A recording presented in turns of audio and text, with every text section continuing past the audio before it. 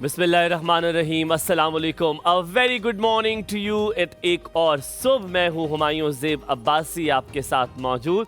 यकीनन आपने कहा तन्हा अकेला हुमायूं क्या कर रहा है।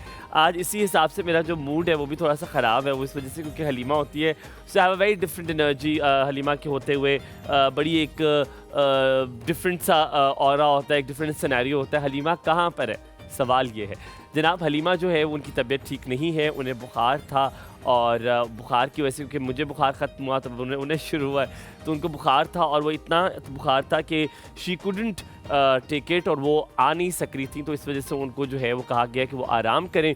तो आपने दुआ करनी है कि अल्लाह ताला हलीमा को सेहत और तंदुरुस्ती अता फरमाए। तो आज हमारे इस महफ़िल में, एक और सबकी महफ़िल में, यानी कि आज मॉर्निंग शो पे जो हाँ, तो आज हमारे मॉर्निंग शो पे जो है वो नहीं मौजूद होंगी हलीमा जुल्फ़िकार। तो आपने उनके लिए दुआ करनी है कि अल्लाह ताला उन्हें जल्द सेहतयाब कर दे और वो ठीक हो जाए। मूविंग ऑन, आज क्योंकि आपको जैसे कि पता है कि 5 अगस्त है और 5 अगस्त को यौम इस्तेसाल मनाया जा रहा है पाकिस्तान मुल्क भर में, और इसको यौम स्याह भी कहते हैं। क्यों? 5 अगस्त को आर्टिकल 370 और 35A को मनसूख कर दिया गया, एब्रोगेट कर दिया गया। अक्सर लोग जो है वो उनको ये शायद इल्म नहीं है, बल्कि पाकिस्तानियों को तो यकीनन इल्म है, लेकिन अगर इंटरनेशनली कोई हमें देख रहा है, कोई भी बाकी लोग देख रहे हैं, तो शायद उन्हें इल्म ना हो। तो मैं उनको उनकी आगाही के लिए उन्हें बता दूं कि आप सब जैसे कि जानते हैं, पूरी दुनिया जानती है कि मकबूजा कश्मीर में गैर कानूनी कब्ज़ा किया हुआ है भारत ने, और इस गैर कानूनी कब्ज़े को, जिसमें बहुत सारी यूएन रेजोल्यूशंस जो है पास हो चुकी हैं, जिसमें कुछ भी नहीं हो रहा, और अनफॉर्चुनेटली इस वजह से कश्मीरी बड़े अरसे से उनकी जुल्म बर्बरियत का शिकार हैं, जिसमें पैलेट गन का भी इस्तेमाल किया जाता है और अब बेदरेक पैलेट गन का इस्तेमाल किया जाता है, जो कि आप जा बजा देखते रहते हैं। आपने पिक्चर्स देखी होंगी। यूएन में पाकिस्तान ने बार बार इस बात को वाज़े किया है कि भारत किस तरह अपनी हटदर्मियाँ मकबूजा जम्मू कश्मीर में जो है वो दिखा रहा है। आर्टिकल 370 और 35A है क्या? That is a bigger question. अब आर्टिकल 35A और 370 में आपका यहाँ वहाँ पर जो इंटरनल अफेयर्स है कश्मीर के, वो उनके पास ऑल द राइट्स हैं to do their internal affairs, यानी कि अपने जो भी मामलात हैं वो उनको खुद वहाँ पर जो है उसको हल करेंगे, या उसके जितनी भी क्या कहिए जो भी मामलात हैं वो वहीं पर हल होंगे, उसी का फ़ैसला वहीं पर लिया जाएगा, उसमें किसी अमल दखल नहीं होगा, यानी कि भारत का कोई अमल दखल उसमें नहीं होगा। 370 को एब्रोगेट करना, उसको ख़त्म करने का मकसद सिर्फ ये था कि भारत अपना जो एजेंडा है, जो उनके जो गंदे अज़ाइम है वो पूरा करने के लिए भारत ने ये 370 को जो है एब्रोगेट किया। 35A, यानी कि अगर मैं लुबे लुबाब आपको ये बताऊं, कोई भी भारतीय, कोई भी इंसान जम्मू कश्मीर में जगह नहीं ले सकता था, लैंड नहीं ले सकता था, लेकिन आफ्टर दीज आर्टिकल्स उन्होंने उसको ख़त्म किया ताकि वहाँ पर मुसलमानों की अक्सरियत को ख़त्म किया जाए। अजय जो कि दिफाई तज्ज़ियाकार हैं, भारत के बहुत मशहूर दिफाई तज्ज़ियाकार हैं, उनका ये कहना था कि भारत ने ये चाल इसलिए चली है ताकि जो हिंदू अक्सरियत पसंदी की जो एक मिसाल है वो सामने कायम हो रही है। हम यकीनन पाकिस्तान हमेशा खड़ा है कश्मीरी भाइयों के साथ, और हम जा बजा कश्मीरियों के साथ इस तरह इंशाल्लाह ताला खड़े रहेंगे आज। और पूरा नेटवर्क, और ना कि सिर्फ मैं या मेरी टीम, बल्कि पूरा और नेटवर्क आज कश्मीरी भाइयों के साथ खड़ा है। आज हम यौम इस्तेसाल मना रहे हैं, और उसको हम यकीनन आप मेरे लिबास से भी देख सकते होंगे, देख सकते हैं कि हम उसको रजिस्टर भी कर रहे हैं, और यकीनन भारत की ये जुल्म बर्बरियत की दास्तान इंशाल्लाह जल्द ख़त्म हो जाएगी। और ये जो 2019 में उन्होंने आर्टिकल 370 और 35A को एब्रोगेट किया था, आज वो खुद भारत में देख रहे हैं कि उससे क्या रेप्रिकॉशंस होते हैं।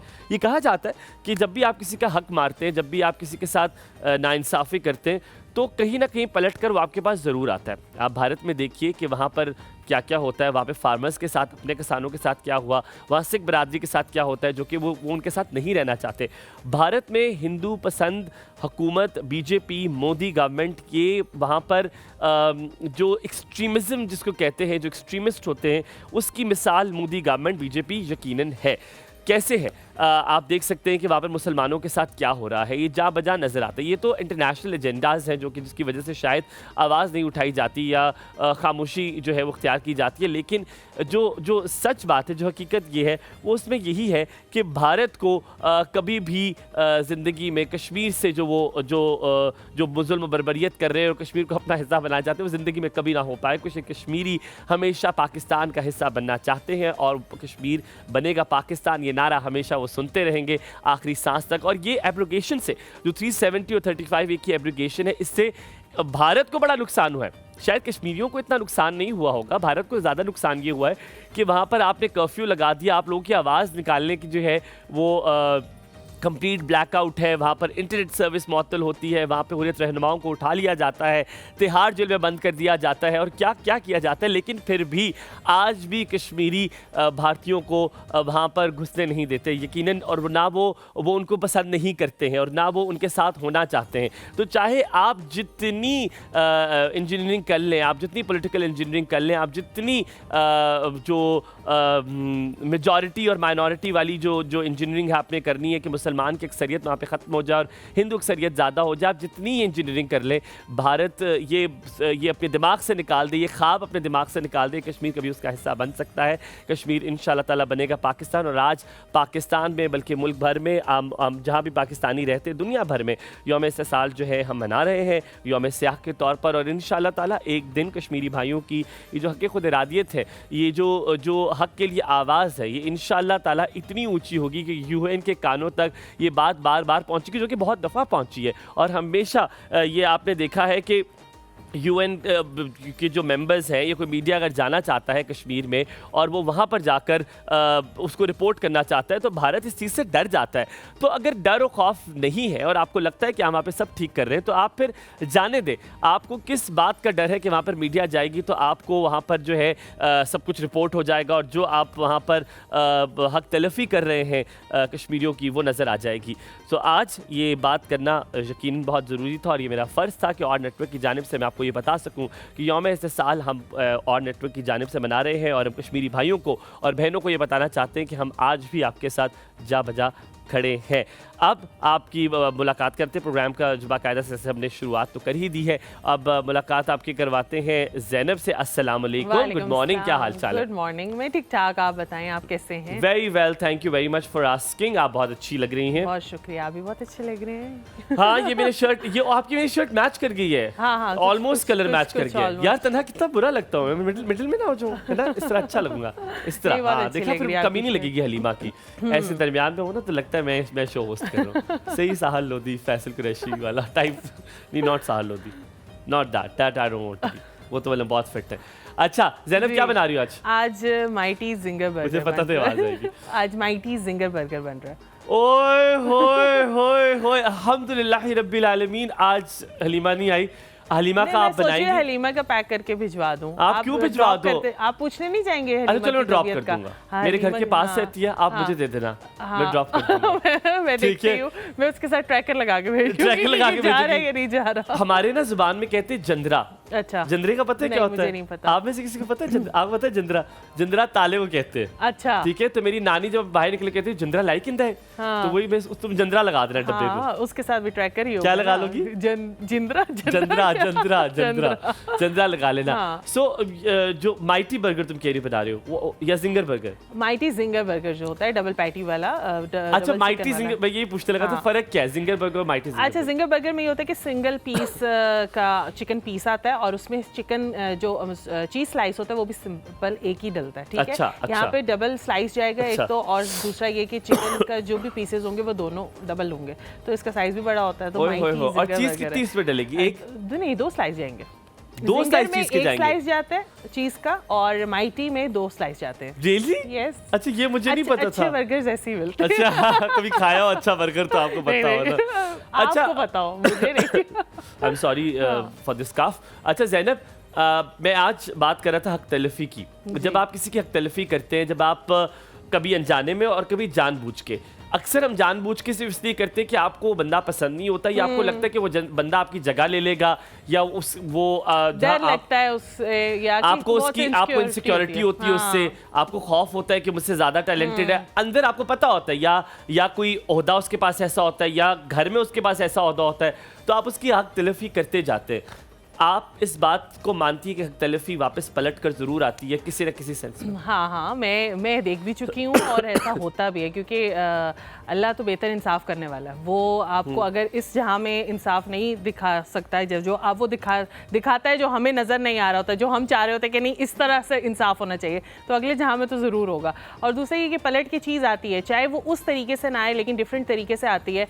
बहुत चीज़ें जो पलट कर आई? हाँ, मेरी तरफ अभी फिलहाल ऐसा तो नहीं होता ना, खुद भी तो पलट कर आती है। लेकिन नहीं, मैंने कभी किसी के साथ इस तरह मैं बिल्कुल भी उसमें नहीं होती, क्योंकि मुझे डर बहुत ज़्यादा लगता है। मैं इस चीज़ को बहुत मानती हूँ कि अगर मैंने किसी के साथ गलत किया तो ज़रूर मेरे साथ जो है वो चीज़ होती है। अच्छा, जैसे मेरे साथ होती है, मैं अक्सर अम्मा से कहता हूँ, मैंने कहा मेरा तो इतना रिपेल इफेक्ट है इतना जल्दी कि मैं किसी के साथ छोटी सी कोई चीज़ करूँ मुझे उसी दिन मेरे मुंह की खानी पड़ती है। मुझे उसी दिन फील हो जाता है कि अच्छा ये चीज़, अच्छा मेरी जब चीज़ें खराब होने लग जाती हैं, कोई चीज़ सही तो समझ आ जाती, मुझे समझ आ जाती है अच्छा कहीं मैंने गलत किया था। तो अब मुझे ये तो नहीं पता कि किधर गलत किया, लेकिन अगर कहीं गलत किया तो फिर मैं उसकी उसी वक्त माफ़ी मांगती हूँ कि इससे ज़्यादा कि मुझे सज़ा मिले, तो उसी वक्त। अच्छा, कल मेरा दोस्त जो मैं तो बताया जो बाहर मुल्क में रहता है, माय बेस्ट फ्रेंड, तो he was telling me about somebody कि यार वो कामयाबी की पता नहीं कहाँ सताए छू रहा है और वर्ल्ड ट्रैवल कर रहा है और उस पर्सन ने उसके साथ बड़ी हक तलफी की है। तो कहता है यार ये कैसे हो सकता है, मुझे लगता है बुरे लोगों के साथ ही अच्छा होता है। तो मैंने उसको एक बात समझाई, मैंने कहा मेरी जान तुम उसके साथ रहते हो?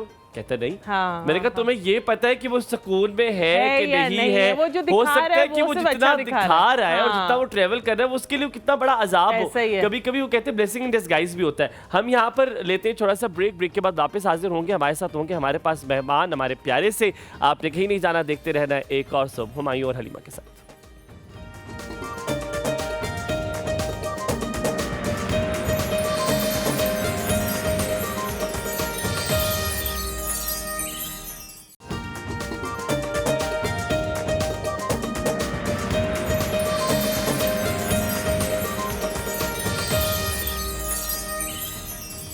जी welcome back after the break. आप देख रहे हैं एक और सोबर, मैं हूं हुमायूं ज़ेब अब्बासी आपके साथ मौजूद। अगर एक कुर्सी में बैठा हूं और दूसरे पे आपको नजर नहीं आ रहा, जिसने अभी भी ज्वाइन किया है, मैं उनको बता दूं कि हलीमा आज मौजूद नहीं होंगी।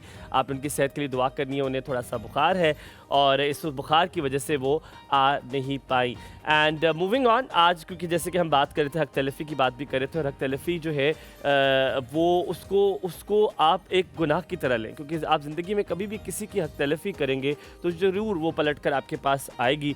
और अगर आप सोच रहे हैं किसी के साथ आपने ऐसा किया तो आप उससे जाके माफ़ी भी मांग लें। आज के मेहमान जिनसे आपकी मुलाकात करवाएंगे, आज आई एम वेरी ऑनर्ड कि आज वो हमारे साथ यहाँ पर मौजूद होंगे।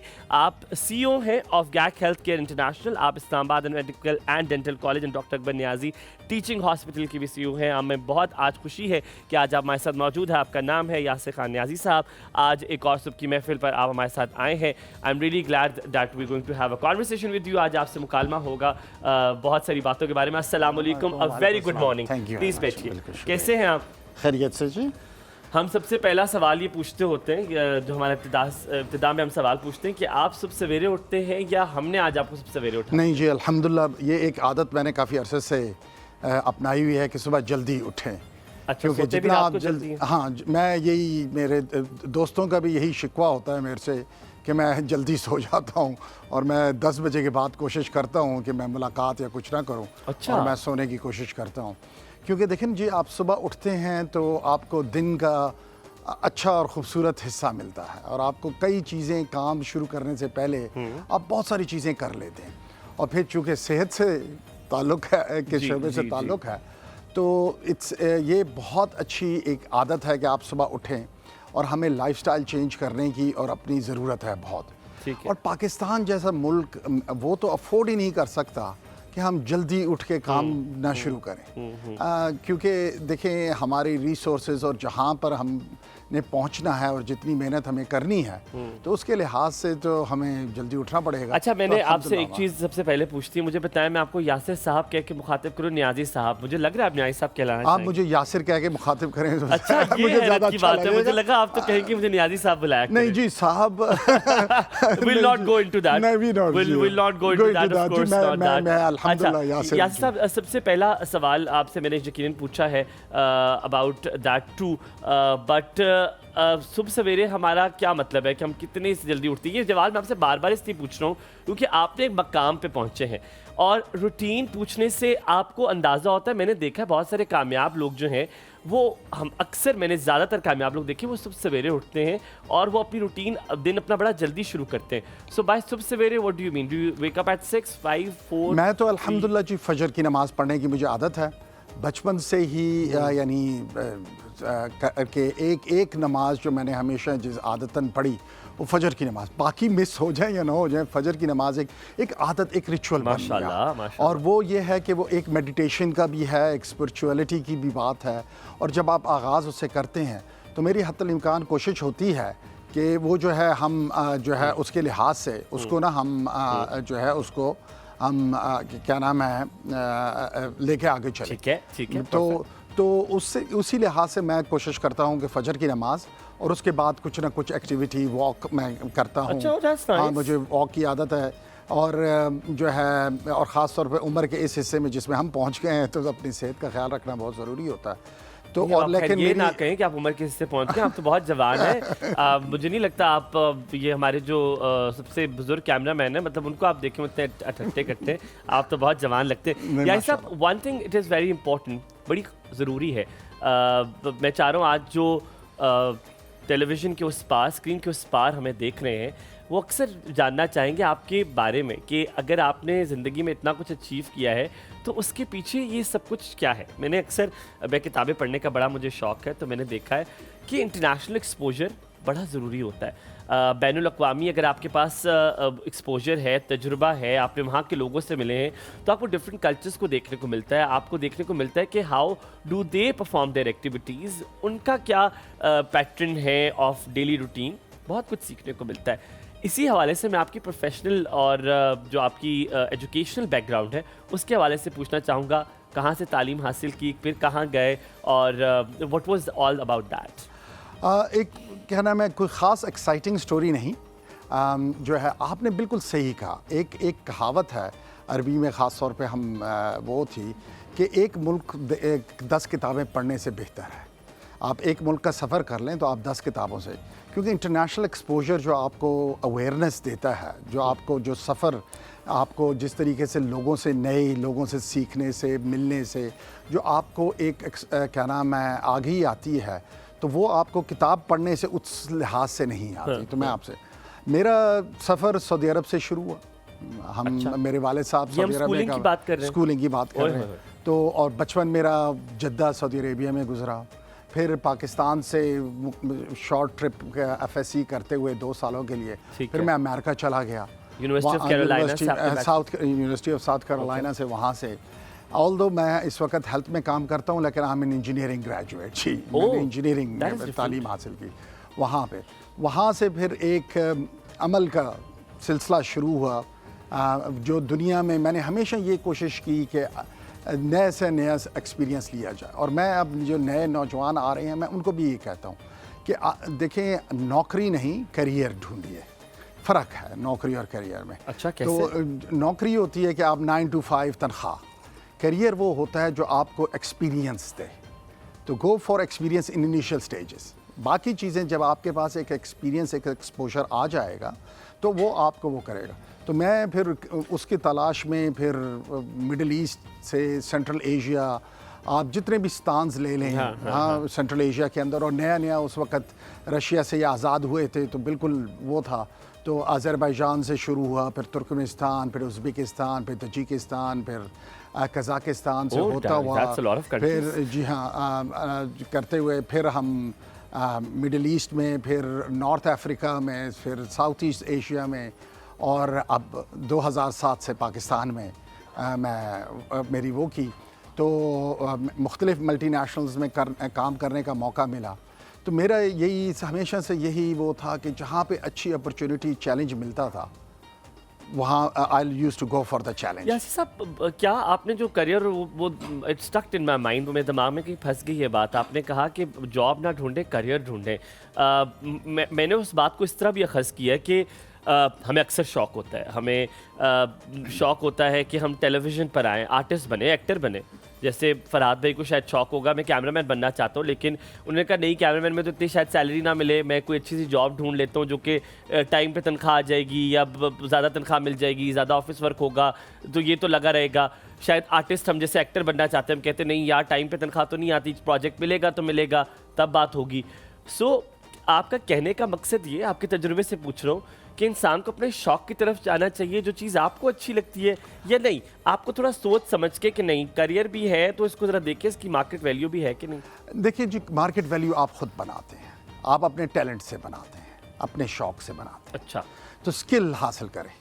देखिए ना, यही तो बात होती है कि हम पहले दिन से जब हम ग्रेजुएट होते हैं तो हम एक्सपीरियंस की बजाय हम कहते हैं नौकरी, तनख्वाह, और जब अगले आके मेरे से पूछते हैं ना कि जी तनख्वाह कितनी है, वो है ये आप एक करियर एक एक्सपीरियंस के लेवल पर तक आप पहुंचते हैं तो खुद ब खुद मार्केट आपको रिकग्नाइज करना शुरू कर देती है। सही। अगर आपके पास अचीवेबल डिलीवरेबल्स रिजल्ट्स हैं ज़िंदगी के अंदर, देखिए दो चीज़ें होती हैं, मेहनत, और दूसरी बात ये होती है कि फेलियर से नहीं डरना चाहिए, नाकामी से।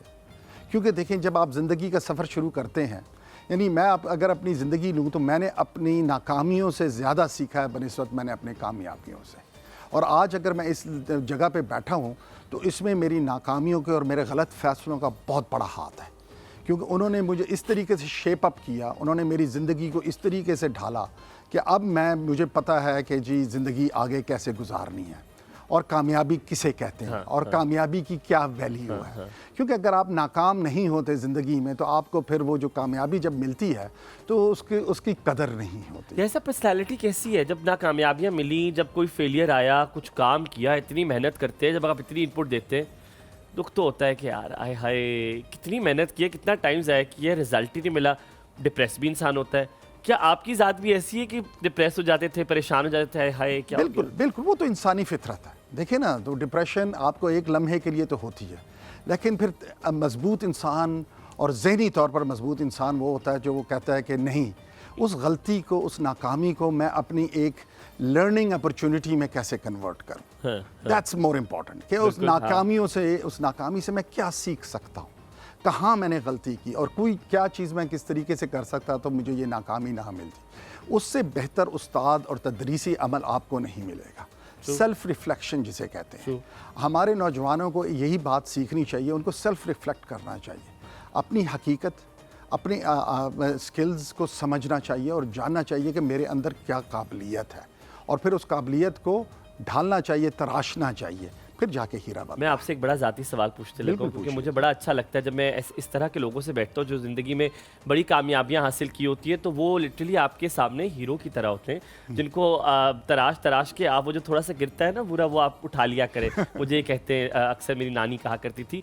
तो आपसे ये सवाल करना बड़ा ज़रूरी बनता है, ज़ाती सवाल है लेकिन करूँगा। क्या कोई ऐसी गलती रही ज़िंदगी में जिसने बड़ा कुछ सिखाया, और वो गलती आज भी याद है कि यार उस गलती से मैंने बड़ा कुछ सीखा? कोई बिजनेस में इन्वेस्ट कर दिया हो, कोई ऐसा फ़ैसला ले लिया हो ज़िंदगी में जिससे आपने कहा कि यार था तो गलत, लेकिन शायद आप ढके चुके अल्फाजों में बता दें, था तो खला, लेकिन कोई ऐसा फ़ैसला जो कि आपने कहा कि यार नहीं करना चाहिए था। आप सोचिए, हम आपको वक्त देंगे, शायद ऐसे बहुत सारे फैसले होंगे, लेकिन आपने कोई एक बताना। हम यहाँ पे लेते थोड़ा सा ब्रेक के बाद वापस हाजिर होंगे। आप देख रहे हैं एक और सुबह हुमायूं और हलीमा के साथ।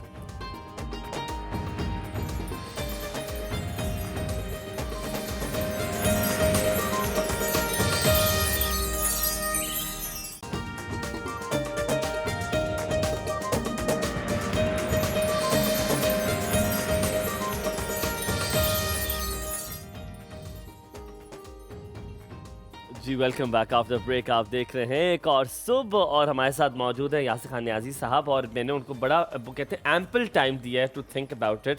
और आप सोच रहे होंगे कि ब्रेक में आप सोच रहे थे और मुसलसल सोच रहे थे, मुझे लगता है आपने फिल्टर कर दिया, नहीं ये भी नहीं सुनाना, ये भी नहीं सुनाना, ये वाला भी नहीं। तो कौन सा अच्छा सा वाक्य आपने बताना जो गलती आपको लगता है कि बहुत कुछ सिखाया उस गलती ने? देखिए जी, क्या नाम है, गलती जिसने मुझे बहुत कुछ, मैं तो ये सोच रहा था कौन सी सुनानी है, क्योंकि इतनी ज़्यादा ज़िंदगी के अंदर हुई, मुख्तलिफ स्टेजेस पर हुई। लेकिन अल्हम्दुलिल्लाह एक चीज़ वो थी कि हर गलती को फिर एंड में क्या नाम एक सिमत और एक उसने सिखाया। जैसे फॉर इंस्टेंस मेरा शुरू के अंदर एक था कि हम जब सऊदी अरब के अंदर थे तो वो सऊदी अरब को छोड़ना, अमेरिका की तरफ जाना और सऊदी अरब के अंदर ना शुरू करना, उसने मेरे एक ज़िंदगी को एक नई बिल्कुल सिमत की तरफ लगा दिया, जो शायद मैं उस वक़्त अगर मेरे पास चॉइस होती तो शायद मैं ना करता। फिर कई जगह पर एक करियर आपकी ऑर्गेनाइजेशन के अंदर चल रहा है और आप बड़े तेज़ी से आप उसके अंदर बढ़ रहे हैं और फिर जिसे मैंने कहा ना जी, ऑफ़र्स आती हैं आपको और दूसरी कंपनीज वो करती हैं, तो वहाँ से मैं प्रॉक्टर एंड गैम्बल के लिए काम करता था, विच वॉज अ मल्टीनेशनल। वो छोड़कर मैंने तनख्वाह और उसके पीछे जाके एक लोकल कंपनी को ज्वाइन कर लिया और वो किया, तो जो करियर में वो उस लिहाज से मुझे आगे नहीं बढ़ा सकी। तो वो फिर एक ट्रैक करना पड़ा जिससे थोड़ा सा आपके करियर के अंदर ब्रेक आता है। लेकिन वही मैं कहता हूँ ना कि जी ये सारी चीज़ें थी, लेकिन इनसे मैंने सीखा। फिर ज़िंदगी के अंदर, पर्सनल लाइफ के अंदर कई डिसीजंस ऐसे जहाँ पर बंदा सोचता है कि अगर मैं इसको ना करता तो शायद इतने बुरे हालात ना होते और इतना बुरे नताइज ना निकलते। तो ये क्या नाम है, हर लम्हे के ऊपर ज़िंदगी के अंदर एक लाइफ चेंजिंग इवेंट्स, आप उनको गलतियाँ भी कह सकते हैं, आप उनको मोड़ भी कह सकते हैं, लेकिन जो है वो आए। लेकिन अल्हम्दुलिल्लाह एक चीज़ थी कि आगे बढ़ने की जुस्तजू थी।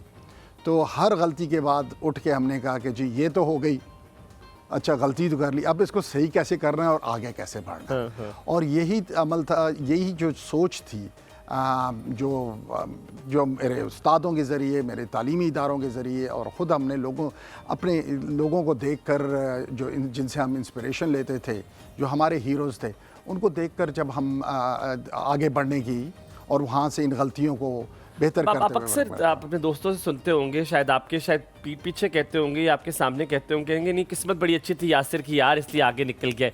अक्सर लोग ये नहीं देखते कि जब मेहनत हम कर रहे होते हैं तब हम तन्हा होते हैं, तब आप हमारे साथ मौजूद नहीं होते हैं, क्योंकि वो सफ़र आपके अकेले का होता है। तो वो मेहनत, वो स्ट्रगल, वो सारा कुछ किसी को नज़र नहीं आता। जब कोई किसी मकाम पे पहुंच जाता है तो हम कहते हैं यार ये बस किस्मत, यार किस्मत, अब तुम्हें क्या पता, बस इसको किस्मत अच्छी होगी। बिल्कुल आपने सही फरमाया। देखिए यही बात है कि लोगों को आपकी कामयाबियां नज़र आती हैं, जो आपकी स्ट्रगल होती है उसमें लोग भी साथ नहीं होते और वो है। और मैं हमेशा अपने आप को ये कहता हूँ कि जो कुछ करना है आपने अपने बलबूते पे करना है। बेशक। हाँ, यस, लोग आएंगे, मदद करेंगे आपको, वक्तन फ़वक्तन ऐसे लोग मिलते जाएंगे जिनसे आपको फ़ायदा होगा, लेकिन अमल जो है, उसकी जो प्लानिंग है और उसके आगे बढ़ने का अमल है, वो आपकी शख्सियत है। बेशक। और फिर ये है कि मैं एक और चीज़ भी कहता हूँ, it's only very lonely on the top.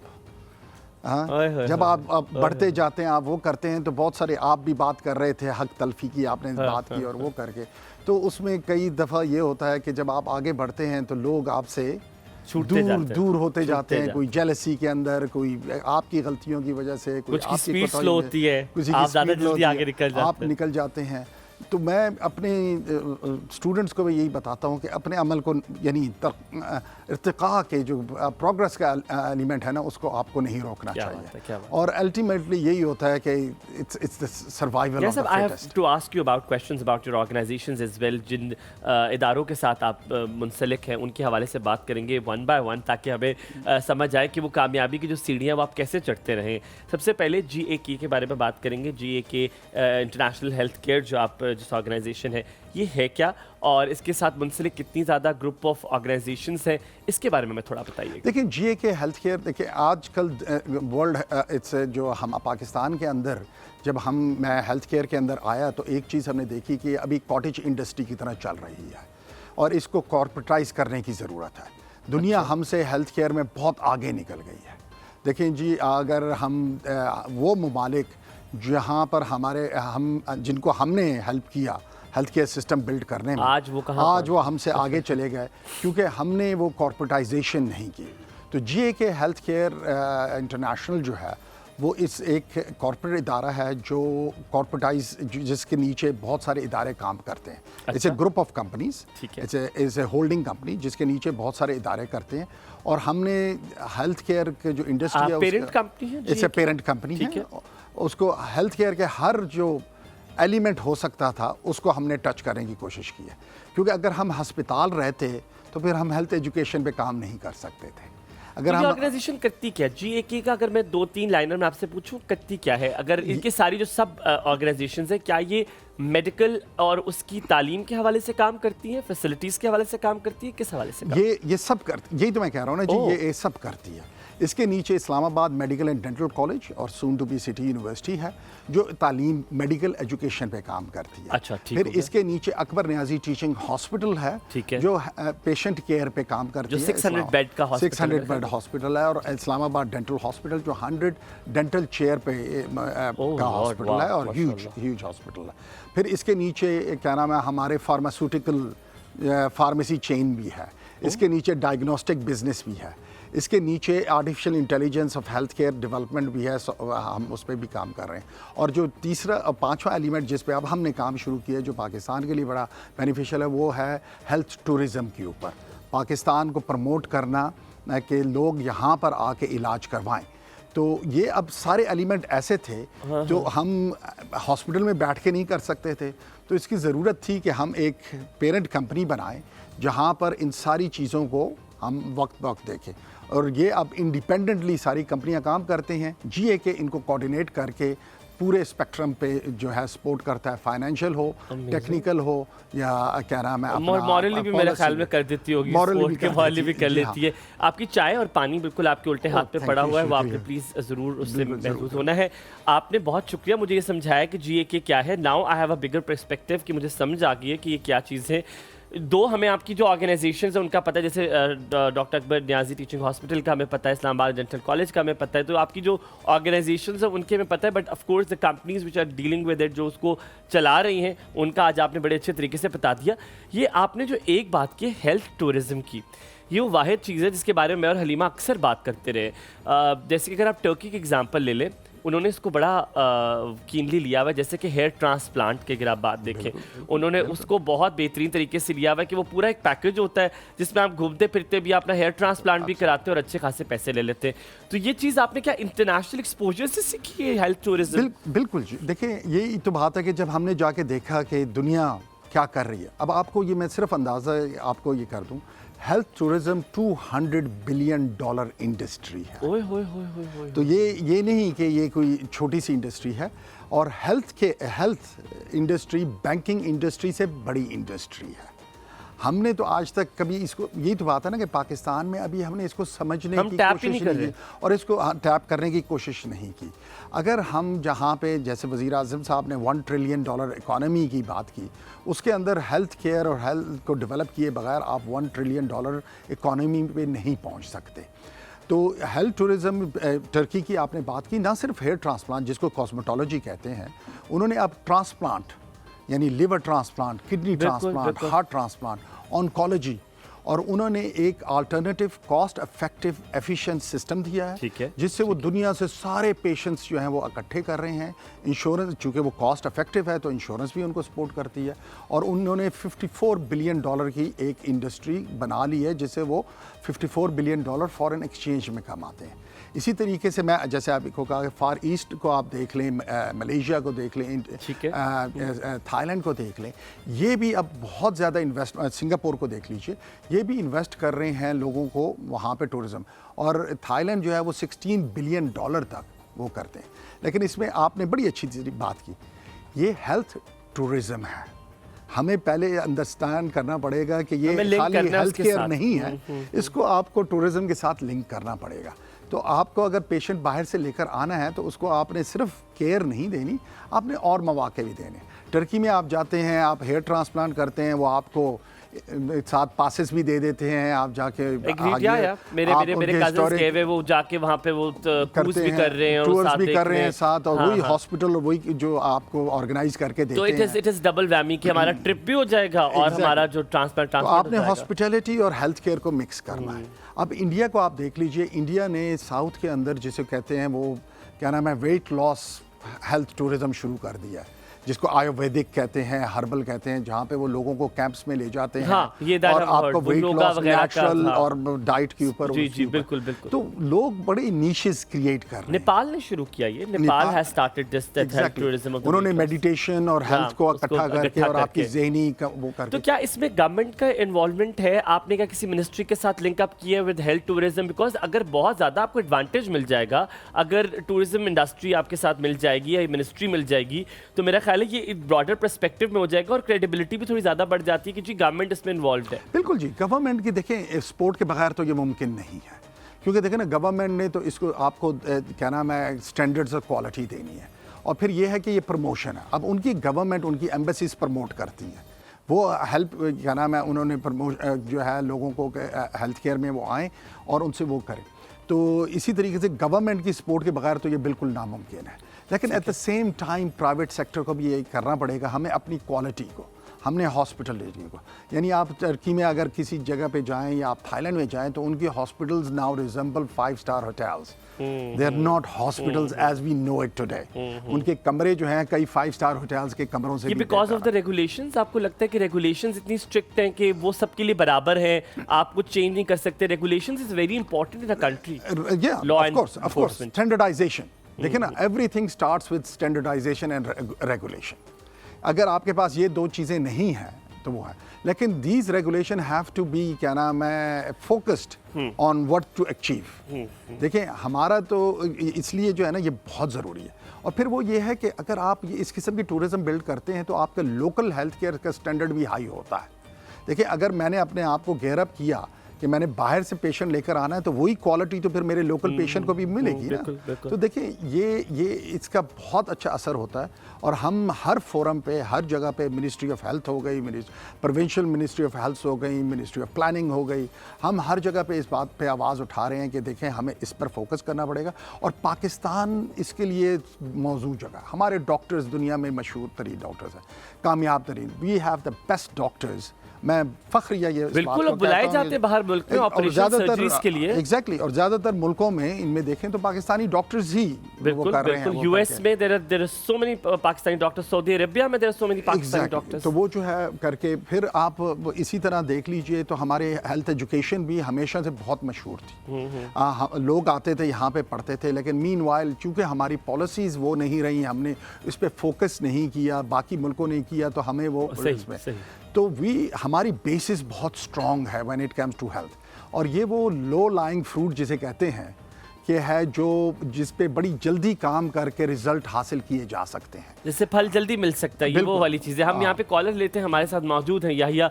अस्सलाम वालेकुम, गुड मॉर्निंग याहिया। प्यारे बेटे कैसे हो? बिल्कुल ठीक ठाक, आप कैसे हैं? आज प्यारे बच्चों ने कहा जी बिल्कुल, आज तो हमारी नहीं मौजूद है हलीमा मौजूद, तो उनकी कमी अल्लाह ताला सेहत दे। यकीनन तो भी फील कर रहे होंगे उनकी कमी।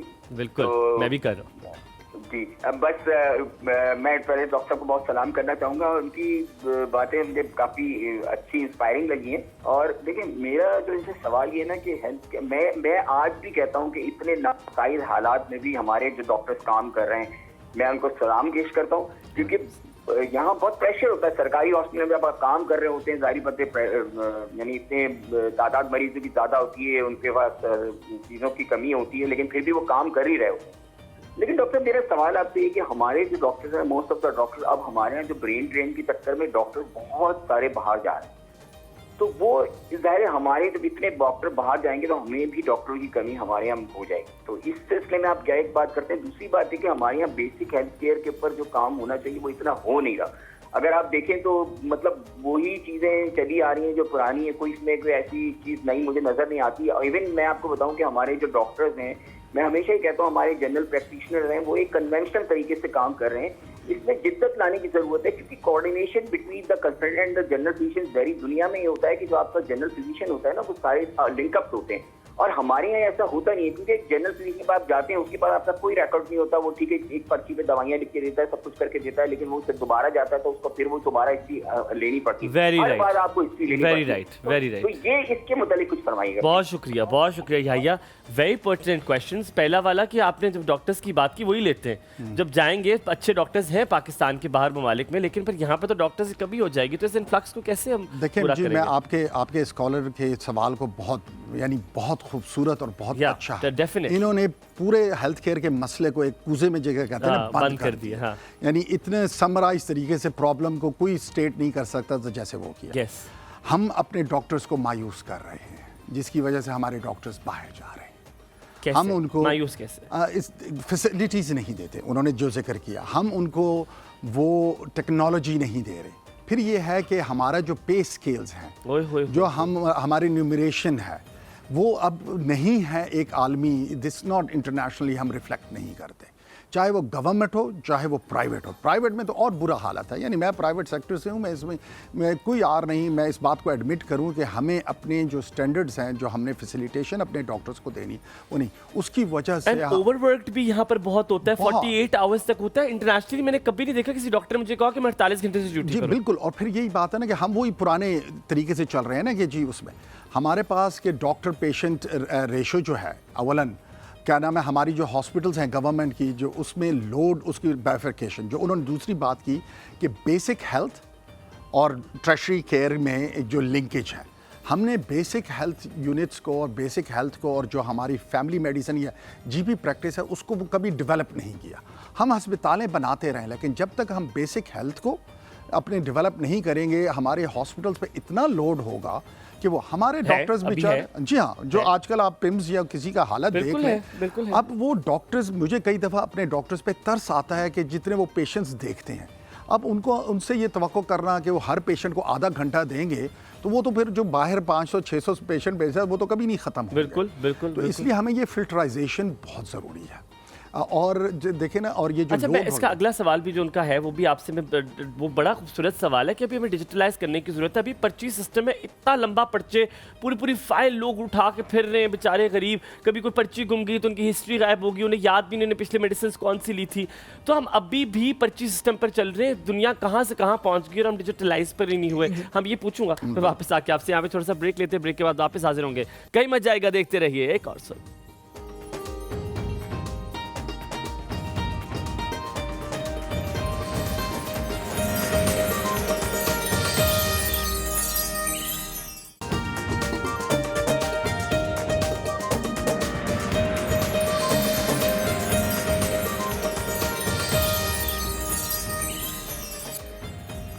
Welcome back after the break. आप देख रहे हैं एक और सो। ब्रेक में आपको बताऊं क्या हो रहा था, यहाँ पे डाकखाने मिले जा रहे थे, वहाँ से ज़ैनब ने आवाज़ लगाई कि इनसे ज़रा इनका ट्राइब पूछो, तो उन्होंने ट्राइब बताया, फिर आपस में इनकी होगी, यकीनन मैं आप लोगों को नहीं बताऊंगा कि क्या होने वाला है, लेकिन डाकखाने मिले, बाकायदा नानके तक बात पहुँच गई थी कि तुम मेरे नानके से हो, और रिश्तेदारी निकलते निकलते हमने फ़ौरन का वापस आ जाओ, इससे पहले इनकी रिश्तेदारी निकला और ज़ैनब के फ़ायदे उठाए इनसे, ये ज़ैनब से कोई फ़ायदे उठवाए बनवा के खाने, और इन्होंने हमसे पूछा कि खाने जो है वो मेहमान को भी मिलते, तो आप यकीनन जो है उसको देख पाएंगे लेकिन खा नहीं पाएंगे। हमने वो सिर्फ देखने के लिए, आपने वो शो करना है कि आपको हम कहेंगे खाएं, आपने कहा नहीं मैं नहीं खाता। अच्छा, मैं बड़ा हेल्थ कॉन्शियस हूँ, तो ये आपने करना है। मैंने भी खाने से कभी इनकार नहीं किया, मेरी जिसामत से आपको अंदाजा हो रहा होगा। यार ये इसीलिए हमने बर्गर आपसे बड़ा दूर रखेंगे, हम थोड़ा सा उसको फासला रखें। Coming back to the topic, you were saying, we were talking about digitalisation as well.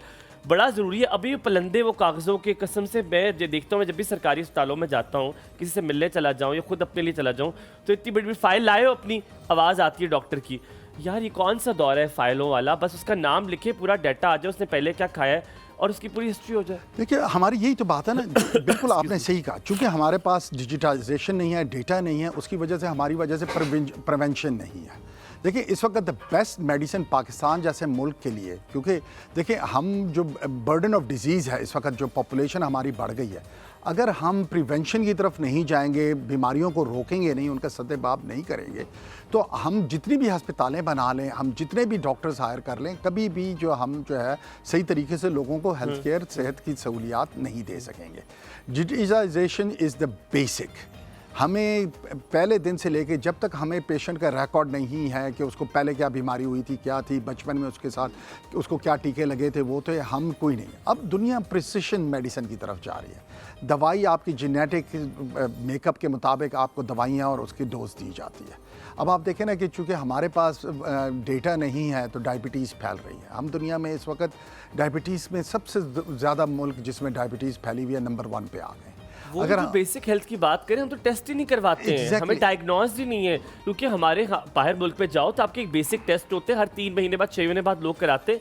यहाँ पे फैसिलिटी नहीं, बिकॉज इतना अफोर्ड कौन करे कि वो टेस्ट करवाए। हम कॉलर लेते हैं, मैं welcome back to you again. Ehsan हमारे साथ मौजूद है। अस्सलाम वालेकुम एहसन, गुड मॉर्निंग। सलाम, गुड मॉर्निंग हुमायूं भाई, माशाल्लाह। डॉक्टर साहब आपका बहुत शुक्रिया, बहुत ही अहम हेल्थ उसमें जबरदस्त मालूमात आप लोग दे। एहसन भाई अपनी जगह तब्दील कीजिए, आपकी आवाज कट रही है, I can't hear you properly. मैं ये कह रहा था कि आप लोग माशाल्लाह हेल्थ के हवाले से बहुत ही अहम और बहुत ही मुफीद मालूमात आपने दे दी, सब बातें बता दी हैं। मैं सिर्फ ये कि वेब लिंक के जरिए या इंटरनेट के जरिए हमारे बैरून मुल्क अच्छे कंसल्टेंट हैं, उनसे आप लोग कंसल्ट करते हैं इस हवाले से, कोई ऑपरेशन करना हो या किसी मरीज की हिस्ट्री हो, उसके हवाले से कंसल्टेशन जो है वेब लिंक के जरिए, ऐसा कोई प्रोग्राम है टेक्नोलॉजी का। दूसरी बात ये कि जो हमारा मेडिकल का करिकुलम है, सिलेबस है, क्या वो वक्त के साथ अपडेट हुआ है? उसमें जो अब नई टेक्नोलॉजी आ गई, फॉल्ट डाल के ऑपरेशन करते हैं, पूरा चीरा नहीं लगाते, इस तरह की नई चीजें मेडिकल का जो सिलेबस है, करिकुलम है मेडिकल MBBS वगैरह का, उसमें नया निसाब शामिल हुआ है या वो अभी तक ट्रेडिशनल वही चल रहा है? ये 2 सवाल यार एहसन भाई, इतने अच्छे सवाल आप कहाँ से लाते हैं यहाँ पर? यार आप लोग क्या करते हैं, गूगल करते हैं? नहीं, क्या मैं कर रहे हैं तो हमारा एक शौक रहा है तालीम, सेहत और लिटरेचर, तो ये बहुत अहम होती है। इस पे मैं वेरी गुड, जो बात हो चुकी होती है मैं चाहता हूँ नई बात करूँ। बहुत अच्छी बात करते हैं आप हमेशा। अल्लाह ताला आपको सलामत रखे, खुश रहें, आबाद रहें। That's a very good question. You see कितने हमारे जी आपके कॉलर से मैं तो बहुत इम्प्रेस चल रहा हूँ जी, ये देखिए कितने फिट कॉलर हैं, हमारी तरह के, मेरी तरह के। बिल्कुल जी, बिल्कुल, इसमें कोई नहीं, आपकी रिफ्लेक्शन है, मेरी रिफ्लेक्शन भी तो वो जो है, तो यही तो बात है कि जी बिल्कुल सही कहा, ग्लोबल लिंकेज है। अब जो है इट्स ए ग्लोबल वर्ल्ड। दुनिया में हर जगह पे ये है कि अब आपकी ग्लोबल टीम्स बैठती हैं, वो एक पेशेंट को लेती हैं और उसको डिस्कस करती हैं। हमने अकबर न्याजी टीचिंग हॉस्पिटल ने इसमें अप्लाई करते हैं, हमारे कई इदारे हैं। हमने कोविड के अंदर हमारी एक इंटरनेशनल टीम थी जो हर पेशेंट को देखती थी, जिसमें अमेरिका से भी डॉक्टर्स थे, इंग्लैंड से भी पाकिस्तानी डॉक्टर्स जो हमारे वहाँ पे थे, पाकिस्तानी भी डॉक्टर्स थे। हम उनको मशवरा देते थे, वो हमें और हर पेशेंट को डिस्कस किया जाता था। इसी तरह हमारा जो ट्रांसप्लांट, बोन मैरो ट्रांसप्लांट है, वो इस वक्त उसको मैनेज ही इटली से किया जाता है, और डॉक्टरों की टीम है वो इनको बाय जिसे कहते हैं हम एडवाइजरी नहीं, लाइव उनको लाइव डेटा जा रहा होता है मुस्तकिल, और वो हमारे पेशेंट्स को गाइड कर रहे होते हैं। इवन जब प्रोसीजर हो रहे होते हैं तो उस वक्त हमारी सर्जरी के अंदर भी प्रोसीजर हो रहे होते हैं, तो कई दफ़ा इंटरनेशनल डॉक्टर्स उसको मॉनिटर कर रहे होते हैं, वो लाइव इमेजेस जारी होती हैं और वो डॉक्टर को बता रहे होते हैं कि ऐसे करो, और वो करके। So there is a global linkage. यार साहब आपसे जो दूसरा सवाल उन्होंने पूछा है वो I will not let it go कि MBBS की जो एजुकेशन है वो मॉडर्नाइज्ड हुई है कि नहीं है, लेकिन आज आपने रेडी रहना है, आज आपने रेडी रहना है। मैं आपको एक कॉलर देने वाला हूँ जो डॉक्टर्स से खुश नहीं है। आज जवाब मैं कहूँगा इनसे लेके जाए, मुझे लगता है यासिर साहब is the one who will give you answer on that. अस्सलाम वालेकुम आयशा बाजी, क्या हाल चाल है आपके? भाई कैसे हैं आप? बिल्कुल ठीक अल्हम्दुलिल्लाह, बहुत शुक्रिया पूछने के लिए। आप कैसी हैं, तबीयत कैसी है? हाँ थोड़ी सी गड़बड़ है। थोड़ी सी गड़बड़ है, ये थोड़ी सी गड़बड़ भी आज ठीक कर देते हैं। हमारे साथ मौजूद हैं वो जो कि हेल्थ केयर को बड़ा ही कीनली वॉच करते हैं। आज मैं आपको इजाज़त देता हूँ, खुले अल्फाजों में सवाल करें। यासिर साहब जो हैं वो आपसे जवाब देंगे, लेकिन आपने यकीन अपने अल्फाजों को सोच समझ के बोलना है। यासिर साहब हमारे साथ मौजूद है। यासिर साहब, इनको डॉक्टर से शिकवा होता है, वो कहते हैं डॉक्टर्स जो हैं वो सिर्फ काटते पिटते हैं। बिल्कुल। अस्सलाम वालेकुम सर, कैसे आप? वालेकुम सलाम जी। नहीं, मुझे ऐसे डॉक्टर से कोई शिकवा नहीं है और मैं बहुत इम्प्रेस हूँ रियली सर, आपका अप्रिशिएट कर रही हूँ। इनकी मैंने काम देखा, मैं सुबह से प्रोग्राम देख रही हूँ, मुझे इतना अच्छा लग रहा है, इतनी खिदमत कर रहे हैं ये लोग, तो माशाल्लाह मैं इनको अप्रिशिएट करी रियली। और सर मेरे बहुत सारे मसाइल हैं, तो मुझे सर का नंबर चाहिए।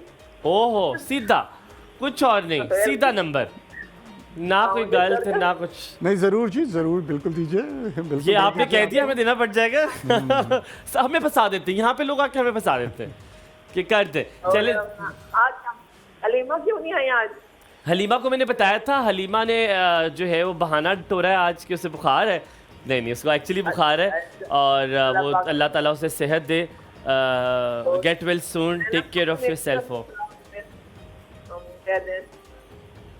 ज़ैनब को भी सलाम कह दे। ज़ैनब को सलाम क्यों, आप खुद कह दे, मैं क्या पे डाकिया हूँ आप लोग के सलाम भेजूँ? अस्सलाम वालेकुम जी, क्या हाल है आपका, कैसी हैं? क्योंकि कैमरा मायूम भाई बेचारा तो ज़ैनब आप नहीं आई। इनकी हिम्मत थी मेरे अलावा किसी और को दिखाएं टीवी पे। मैंने मना किया मैंने वैसे, पर चले दिखा दे थोड़ा सा ज़ैनब को। दिखा भाई दिए। है इतना प्यारा, बस क्या करें। जी बहुत प्यारे हैं। वेलकम बैक ज़ैनब, वापस आई थी तो मेरी आपसे बात नहीं हुई, तो कैसी हैं आप? मैं बिल्कुल ठीक ठाक, आप बताएं आपकी सेहत कैसी है? अल्हम्दुलिल्लाह ठीक, बस बीपी लो हो जाता है बस। बस अपना बहुत ख्याल रखें आप। मेरे लिए बहुत प्यारे तोहफे लेकर आई है ज़ैनब। माशाल्लाह, मेरे लिए कुछ नहीं लेकर आई ना, मैं क्या वो मैं आपको दे देता हूँ जो मेरे लिए लाई है, आप रख लें। हाँ, ठीक है। सलामत आप रहे। एड्रेस- अल्लाह, मैं एड्रेस ले लूंगा आपका एड्रेस में, फिक्र ना करें आप, ख्याल रखिए अपना, सलामत रहे। पर there are lot of people who appreciate. इनका सवाल मैं भी आपसे पूछ लूंगा, लेकिन I think we should ask that too. ये मैं भी जानना चाहता हूँ कि बहुत सी टेक्नोलॉजी चेंज आई है, तो क्या एमबीबीएस की, क्योंकि आप एजुकेशन सेक्टर से भी आपका बड़ा गहरा ताल्लुक है, you are running 2 colleges, so 2 if I am not wrong. 5 आप तो बहुत अमीर निकले यार साहब, मुझे तो नहीं अमीर पता नहीं, था। अल्लाह माफ हमारे ये करे। नहीं, लेकिन वही स्पेक्ट्रम लेकिन फिर management. Then is it modernise, क्या बुक्स में चेंजेस आ जाते हैं? हमारा करिकुलम में उतना जल्दी उस तरीके से तरक्की नहीं कर रहा जिस तरीके से दुनिया में हेल्थ केयर तरक्की कर रही है, अनफॉर्चुनेटली। और उसका भी यही है कि बहुत अरसे तक हम वो ट्रेडिशनल करिकुलम के ऊपर इन्हिसार करते रहे। अच्छा, टेक्नोलॉजी को हमने अंडरग्रेड में इंट्रोड्यूस कराने के लिए वो तगोदैक नहीं की जो हमें करनी चाहिए। चूँकि हमारे हॉस्पिटल्स मॉडर्नाइज नहीं हुई, तो इसलिए हमारी हेल्थ एजुकेशन मॉडर्नाइज नहीं हुई। और it's egg and chicken situation, अंडा पहले आया था या वो, कि पहले एजुकेशन को मॉडर्नाइज करने या हॉस्पिटल्स को देखें। लेकिन अब ये अमल शुरू हो गया है, यानी अब एक प्रोसेस में आ गए हैं और ये रियलाइजेशन मौजूद है कि जी हमें अपने करिकुलम को मॉडर्नाइज करने की ज़रूरत है। और हर दफ़ा हम पीएमडीसी हर साल जो है उसको रिव्यू करती है, जो Pakistan medical and dental council है, वो इसी लिहाज से आपकी रिक्वायरमेंट्स को और उसको अपडेट करते रहते हैं नई रेगुलेशंस ला के। तो लेकिन हम उस स्पीड से रेगुलेट नहीं कर रहे। फॉर इंस्टेंस अब आर्टिफिशियल इंटेलिजेंस का दौर है।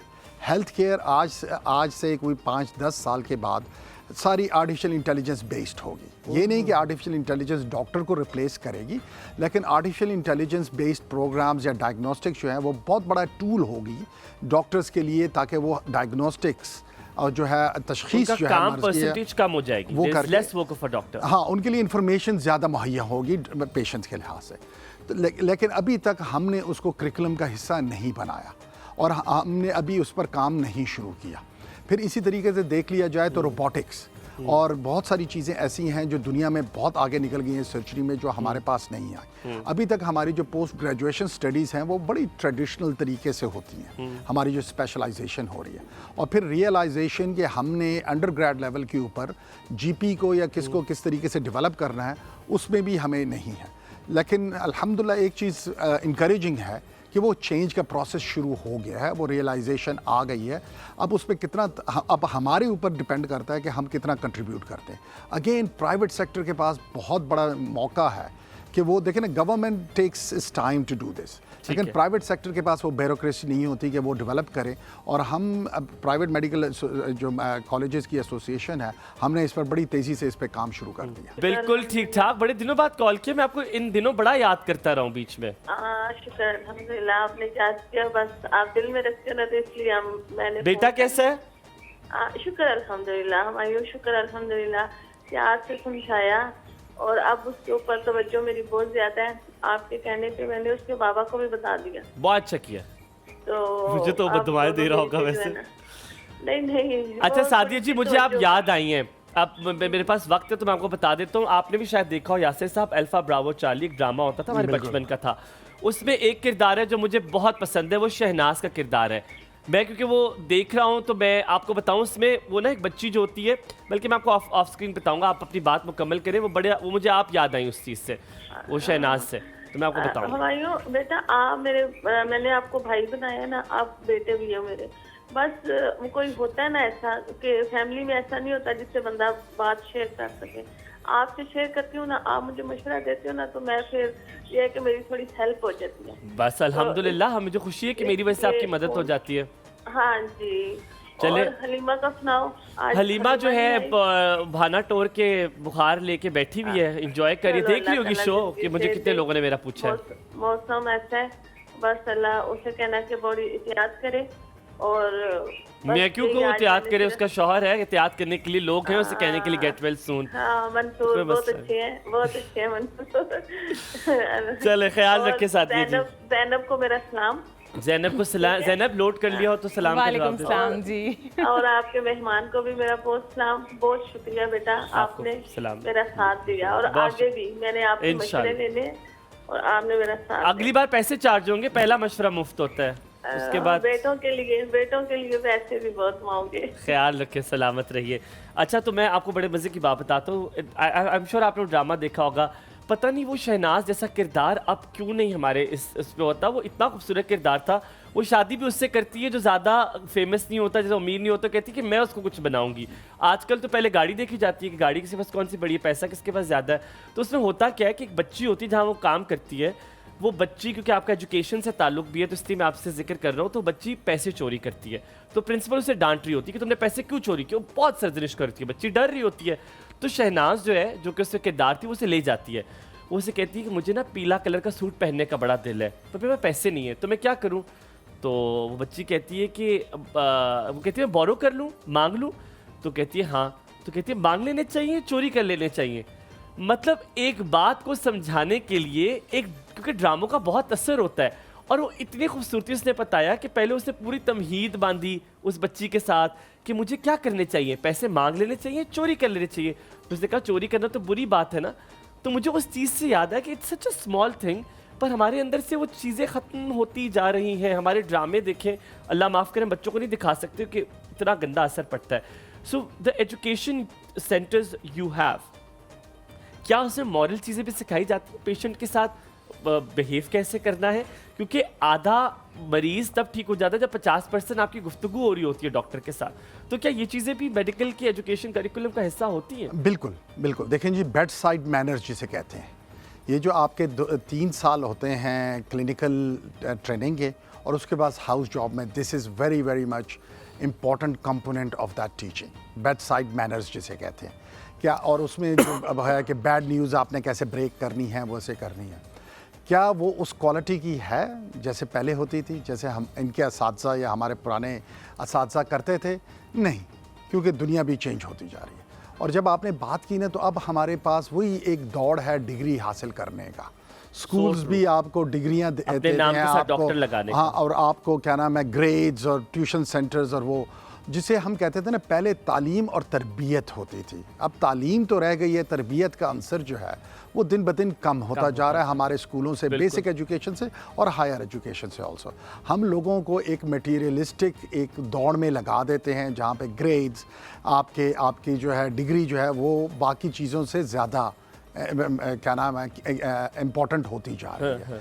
लेकिन ये जो है ना कि जी अमलन ज़िंदगी और जो इंसानियत, ख़ास तौर पे जो तिब का डॉक्टरी का पेशा है, ये तो इंसानियत का है। यानी ये जो होते हैं ना, जैसे कहते हैं ना है, यहाँ पर आपका जो डॉक्टर का असलूब होता है वो 50% से ज़्यादा आपकी बीमारी को ठीक कर देता है। आप डॉक्टर का जो एतमाद होता है, यानी एक आपने कई दफ़ा होगा लोग आपको कहते होंगे जी फलाने डॉक्टर के पास जाना है, उसकी दवाई ज़्यादा अच्छा काम करती है।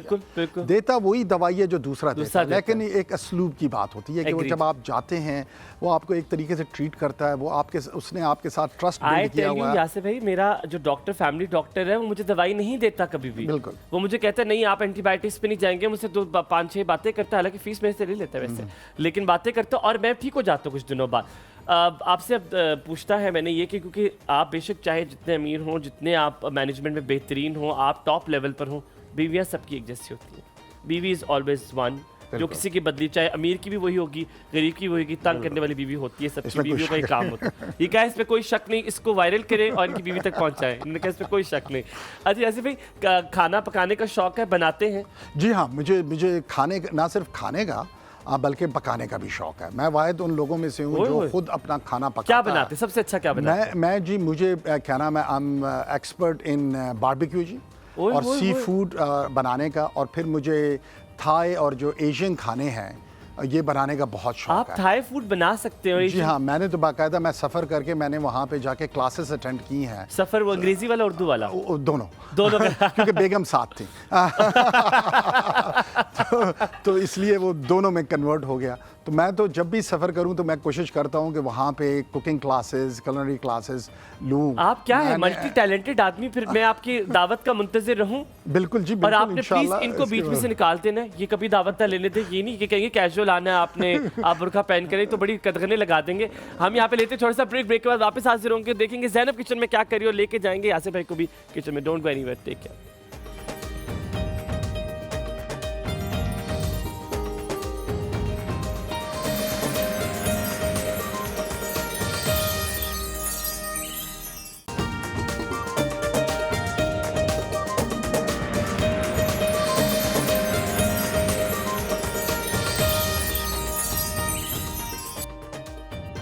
खुशामदीद एक बार फिर एक और सुबह में। अगर आप अभी अभी उठे हैं तो बहुत गलत बात है, कोई उठने का टाइम नहीं है, आप जल्दी उठा करें। और आपने देखे कितना ज़्यादा शो मिस कर दिया और बहुत सारी मज़ेदार सी बातें हुई हैं हमारी यासिर भाई से। कहा ही जाता है, क्योंकि मैंने जर्नलिज्म से शुरुआत की थी, मैंने सहाफ़त से शुरुआत की थी, तो वहाँ पर आप साहब कह सकते हैं, आप किसी को नाम से पुकार सकते हैं। साहब भी मैंने माइज किया था, भाई किसी को नहीं कह सकते। तो मॉर्निंग शो का ये बड़ा मज़े का तकाजा है कि आप यहाँ पर कैजुअल होते हो तो आप किसी को भाई कह सकते हो। तो मैंने साहब से आपको भाई कर दिया क्योंकि मुझे मज़ा बड़ा आया आपसे बातें करते हुए। इसमें बड़ी अपनानियत है। हम आपको यहाँ पे शुक्रिया, किचन में लेके चलते हैं जहाँ पे ज़ैनब जो है वो ग्लास शास इकट्ठे कर लिए उसने। आप मेरे साथ किचन में चलेंगे, हम आपको क्योंकि आपको तो शौक भी है पकाने का, so I will take you along with me. और अगर आप टाई उतारना चाहें तो उतार सकते हैं, कोई मसला नहीं। हमें कोई मसला नहीं। अस्सलाम वालेकुम। वालेकुम सलाम जी। हबीब को आपने तैयार रख लिया? जी जी, अभी आपसे हम सवाल पूछते हैं, शुरुआत आपसे करते हैं। हम हबीब क्यों इस्तेमाल करते हैं? क्योंकि जी ये क्या नाम है, काफ़ी सेहतमंद है, सेहत और के लिए भी अच्छा है। मुझे लगा आप पहुंच गए। आप अगर देखते हैं आप कितने इंटेलिजेंट है, क्यों हम हबीब इस्तेमाल करते हैं? जी, अब इसकी आप टैगलाइन क्या है? इसकी अब टैगलाइन है क्योंकि दिल का मामला है। फिर ऐसे तो नहीं ना, ऐसे तो नहीं ना फिर सीईओ जी। मैडम क्या करने लगी हम हैं? यहाँ पे जिंगर, आपको पता है मुझे आती है ब्रीडिंग करनी? आती है ज़रा। अच्छा, मैं क्योंकि एक खास जगह पे पहले काम किया करता था, ये मेरे हसनैन भाई को भी बताया, क्योंकि जब कोविड थे तो मुझे कोई नौकरी नहीं दे रहा था, तो I was working in an कोई जगह ऑर्गेनाइजेशन। छोड़ी नहीं है। हाँ, तो क्योंकि उसका रीजनल हेड बनने के लिए आपको सब बेसिक चीजें हाँ, सीखनी करनी पड़ती होती हैं। तो ब्रीडिंग होती है, एक यूं करते थे और फिर यूं करते थे और फिर यूं करते थे और यूं। वो हाँ, खास लेकिन हम जगह। ऐसा नहीं करेंगे क्योंकि हम प्रोफेशनल यहाँ बर्गर्स नहीं बना रहे। देखो मुझे हाँ, आती हाँ, है। बिल्कुल सही बता रहे हैं आप इसी तरह से। अच्छा, यहाँ पे जो चिकन मैंने ली है उसको मैंने मैरिनेट कर लिया था, क्योंकि इसको जो है 1 घंटा चाहिए। तो मैंने पहले से मैरिनेशन इसकी कर ली थी, और मैरिनेशन में मैंने काली मिर्च, लाल इससे मिर्च पहले आप पाउडर। बताओ, मैं चाह रहा हूँ कि तलत आंटी जी। कॉल ले ले, मैं जी, कभी जी, उनको जी, इंतजार जी, नहीं जी, कराना जी। चाहता। हमारी बहुत प्यारी सी कॉलर हैं। अस्सलाम वालेकुम तलत आंटी, गुड मॉर्निंग।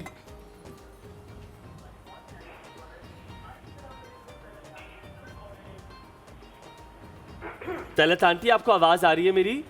आप टेलीविजन की आवाज अस्सलाम वरहमतुल्लाहि वबरकातुहू। कैसी हैं? आप बताइए बेटा, कैसे हैं आप? मैं अल्हम्दुलिल्लाह आज खुश। देखिए अकेला टीवी पे नजर आ रहा हूँ, इससे बेहतर तो कुछ नहीं हो सकता। अच्छा, आपको आवाज आ रही है मेरी? नहीं, आ रही है आवाज। जी जी, टेलीविजन और की आवाज हलीमा को मेरी बहुत दुआ कहिएगा। इंशाल्लाह इंशाल्लाह, और अल्लाह ताला मैं उसे उनके सेहत लिए याब करे। गेट वेल सून का बोर्ड लगाती हूँ। हाँ, गेट वेल सुन रहे काफी लोग कर रहे हैं। हाँ हाँ, और ये अल्लाह ताला उनको सेहत और तंदुरुस्ती अता करे और उनको खुशियाँ अता करे। आमीन आमीन सुम आमीन, अल्लाह ताला उसे खुश और रखे। ज़ैनब, आपका क्या हाल है बेटा? मैं बिल्कुल ठीक ठाक, आप बताएं आपकी सेहत कैसी अल्लाह है? का शुक्र, अल्हम्दुलिल्लाह। और डॉक्टर साहब को मेरा बहुत सलाम कहिएगा। वालेकुम अस्सलाम, वालेकुम अच्छा, अस्सलाम। डॉक्टर साहब की गुफ्तगू इतनी मजेदार है ना कि वो इलाज वो चीज़ों का तो क्या पूछना, कि इसमें से तो हुमायूं इस बात का वो करेंगे, सेकंड करेंगे कि इनमें से ज़्यादातर वही आइडियाज़ हैं जो मैं अक्सर कहती रहती हूँ। बिल्कुल ऐसा ही है, बिल्कुल ऐसा ही है, बिल्कुल ऐसा ही है।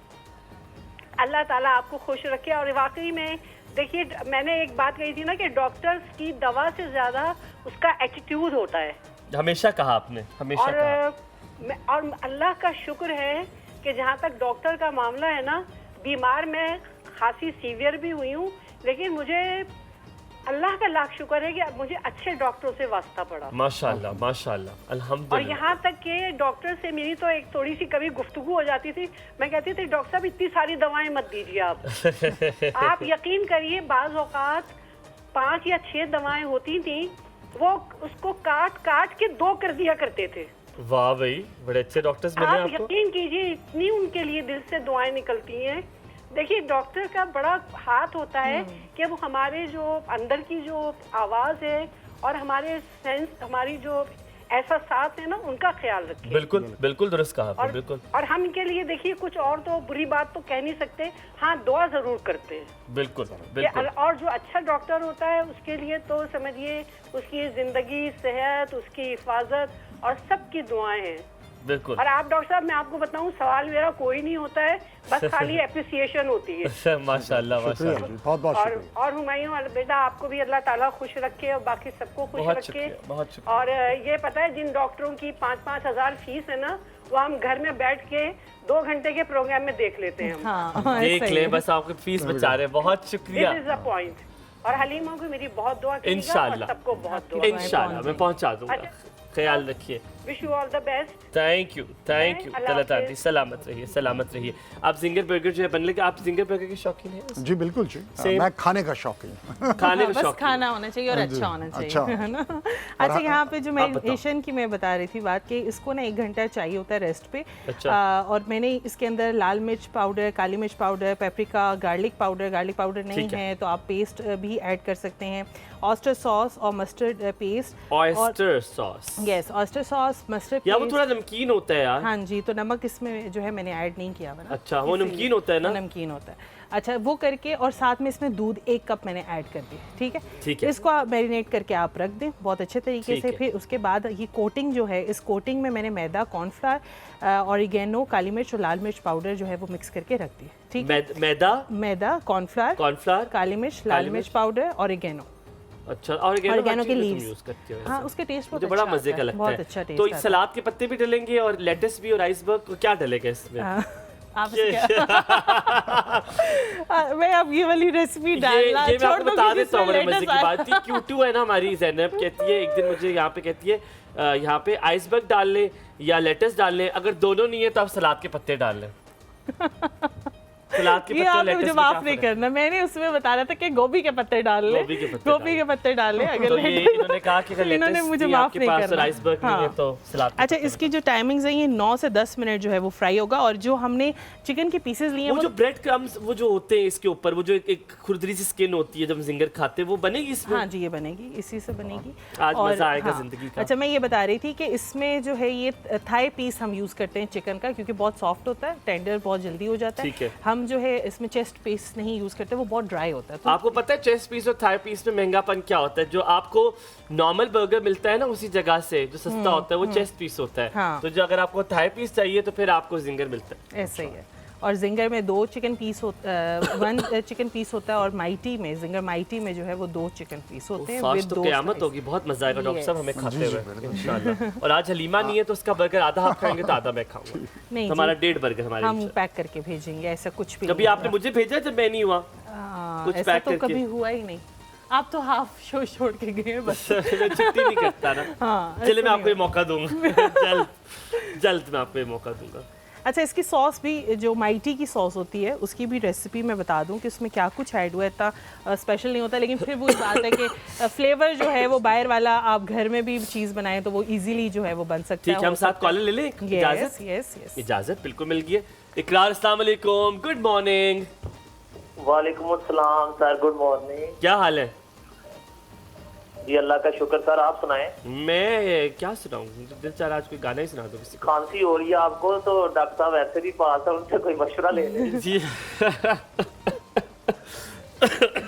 डॉक्टर साहब, अच्छा सर, सबसे पहले तो आज कश्मीर जो ब्लैक डे है उसके साथ जी, मतलब हमें जो है ना हम कश्मीरी भाइयों के साथ हैं। बेशक तो बेशक। अल्लाह पाक उन पे जो है ना जुल्म और सितम खत्म करे। आमीन सुम आमीन, आमीन तो सुम। सर अच्छा मेरा सर डॉक्टर साहब से सवाल है कि ये आजकल हार्ट अटैक का जो है ना ये जो बीमारी है ये काफी ज्यादा है, मतलब 40 प्लस या 45 प्लस से जो है ना इतनी तकरीबन एज के बंदे जो है ना उनको कभी बीपी हाई या इसकी वजह से तो हार्ट अटैक कितनी ज्यादा आजकल क्यों हो रही है? ये हमारी फीड में कोई इशू है या मतलब किस तरह हम इसको थोड़ा सा ना कंट्रोल कर सकते हैं? ठीक है इकरार, अभी पूछते हैं। Thank you so very much. हम यहाँ पे एक छोटा सा ब्रेक लेंगे, ब्रेक के बाद वापस हाजिर होंगे। तो चिकन जो है वो बन चुका होगा, अभी मैरिनेट हो रहा है, आपने कहीं नहीं जाना, देखते रहना एक और से।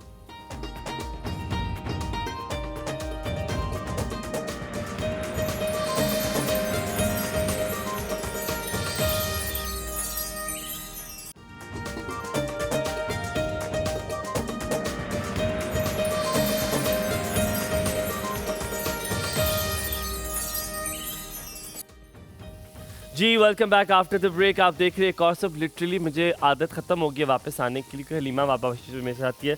मैं खामोश होकर देखने शुरू हो गया था, मुझे याद है कि आज मैं कल आवा तो बाजी जी। दस दो कि आज हाँ जी, कर मैं रहे माइटी सॉस की रेसिपी बता देती हूँ जो मैंने इसमें बना के रखी हुई है। अच्छा माइटी का अलग सॉस होता है? अलग सॉस होता है, इसीलिए टेस्ट भी अलग होता है। हाँ हाँ तो इसमें जो है mayonnaise, chilli sauce, chilli garlic, ketchup, mustard paste, ये जो है चीज़ें डलती हैं। अगर तो आपको थोड़ी सी स्पाइस चाहिए तो बफलो सॉस या हॉट सॉस भी आप 1-2 टेबलस्पून ऐड कर सकते हैं। तो इसका टेस्ट आप करें ना तो बताएंगे कैसा इसका फ्लेवर है। तो ये सॉस आप बना के आप रख लें, और इसकी लाइफ जो है ऑलमोस्ट 15 to 20 डेज़ होती है, तो आप ये बना के रख सकते हैं अगर वीकेंड्स पे आपका प्लान करें। डॉक्टर साहब मुझे नहीं पता, मैं तो उंगली से खा लेता हूँ। आपने अगर ट्राई करना है तो मुझे कोई मसला नहीं। नहीं डॉक्टर साहब इज लाइक नो, इतना भी कैजुअल नहीं हूँ मैं, थोड़ा सा। तो जैसे ही ये पीसेस हो जाएंगे तो फिर हम जो है सैम्पलिंग स्टार्ट कर देंगे अपने बर्गर्स की, ठीक है। और बाकी हमारे साथ में पीसेस बाकी फ्राई होते रहेंगे। जैसे ही ज़रा सा और कलर्स पे आता है यार, ये थोड़े से जब ब्राउन हो रहे हैं ना यहाँ से भाई, मज़ा आ रहा है। दिल से ललचा सा रहा है कि कब ये आएगा आपके पास इंशाल्लाह। आपने देखो बेटे, नहीं बहुत कम बर्गर्स है हमारे पास। अच्छा रेसिपी चार्ट शेयर कर देते हैं। मैं सोच रहा हूँ बेच ना ले हम आज। हाँ, जो ऑडियंस आई हुई है हाँ। हम बेच देते हैं। बेटा खरीदोगे हमसे? इनके साथ एक बच्चा आया था तो हम उसको उससे बिकवा लेंगे। बच्चा तो खैर नहीं, पर अब आप रेसिपी चार्ट।